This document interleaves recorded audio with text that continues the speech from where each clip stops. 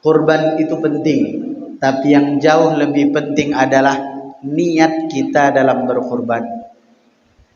Karena tidak menutup kemungkinan nggak semua orang yang berkurban itu ikhlas karena Allah. Banyak motifnya, banyak setan itu menggoda kita. Ada yang berkurban, Pak, kenapa kurban tahun ini sapi? Tahun lalu sapi, tahun sebelumnya sapi.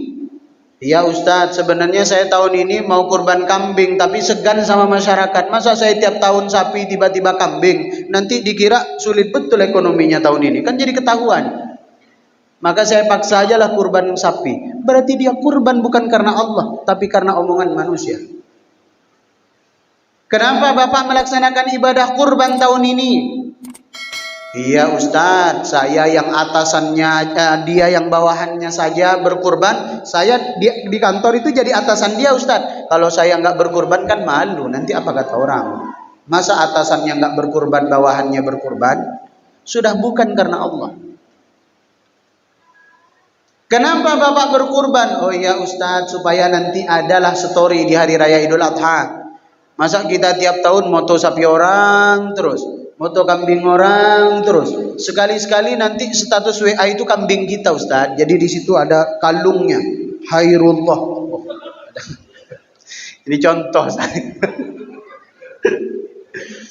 Ini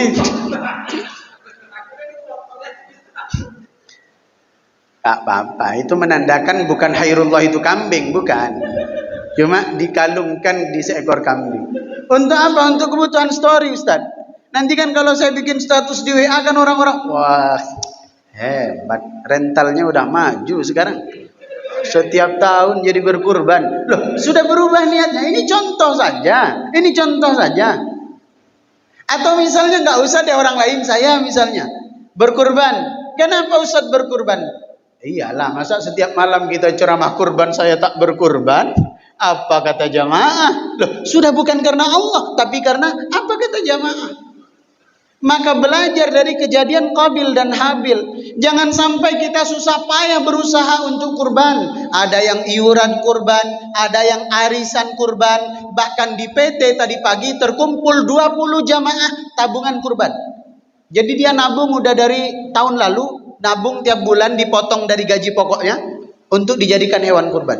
Jangan sampai kita sudah susah payah berkurban, dibelokkan niatnya oleh setan menjadi tidak diterima oleh Allah Subhanahu wa taala. Atau misalnya saat kambingnya disembelih, saat sapinya disembelih kita ikhlas.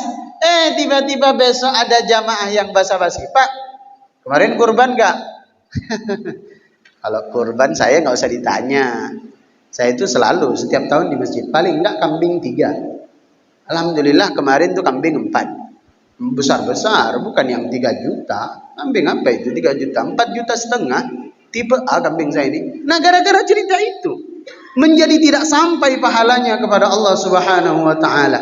Karena ada motif lain di balik ibadahnya, sebagaimana Qabil tidak diterima karena ibadahnya tidak tulus karena Allah.